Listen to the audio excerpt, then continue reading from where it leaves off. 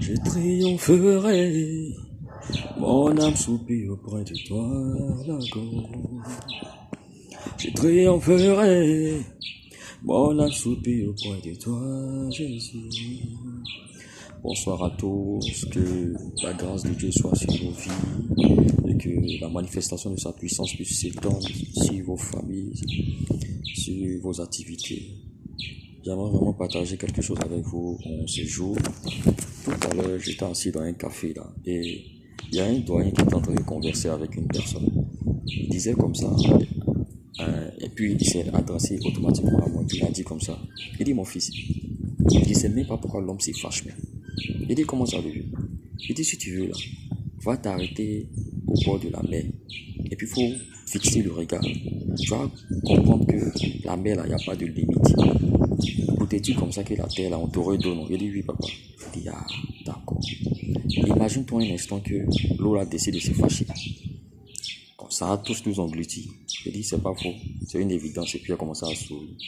Mais au même moment qu'il parlait, il y a un passage qui est venu dans mon esprit. Proverbe 9, verset 10, qui dit comme ça que connaître l'autorité du Seigneur est le commencement de la sagesse. Connaître celui qui est saint procure l'intelligence. Écoutez, frère, Dieu est trop sage. Je vous assure que Dieu est sage. Et je suis conscient du fait que vous savez que Dieu est sage.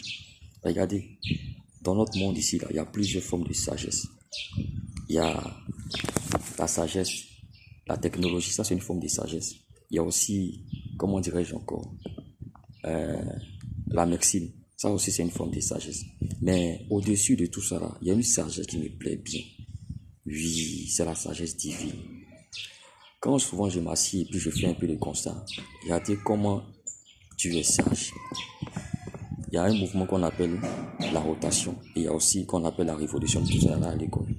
Mais lorsque souvent je regarde là, regardez de la façon dont Dieu a équilibré les choses, la profondeur de l'équilibre qu'il a créé entre ces deux mouvements là. Il y a un autre truc encore qui me plaît. Adam et Ève, ça c'est un exemple terre à terre. Bon là, il crée, emmené à l'existence à partir de l'IA. Il forme, il donne une forme à partir de ce qu'il a déjà créé. Dieu est trop sage. Souvent on y regarde encore le ciel et la terre, il n'y a pas de bâton qui est dit. Moi là, il fait comme moi. Il y a chaque chose à sa place. Les étoiles là, c'est en haut, ça tombe pas. Non, Dieu est puissant. Mais frère, comme pouvait le dire mon père spirituel, il disait comme ça, la crainte de Dieu là, c'est aussi avoir la conscience de la présence de Dieu dans sa vie. Et c'est cette conscience de la présence de Dieu là, pour moi, qui va te mener à cette sagesse. C'est pas la prière. Demande la sagesse à Dieu et tu vas te la donner. C'est pourquoi ma prière pour toi ce soir, c'est que cette sagesse qui vient de là-haut puisse impacter ta destinée, puisse impacter ta vie. Parce que sans la sagesse, on ne peut pas faire quelque chose. Que Dieu te bénisse.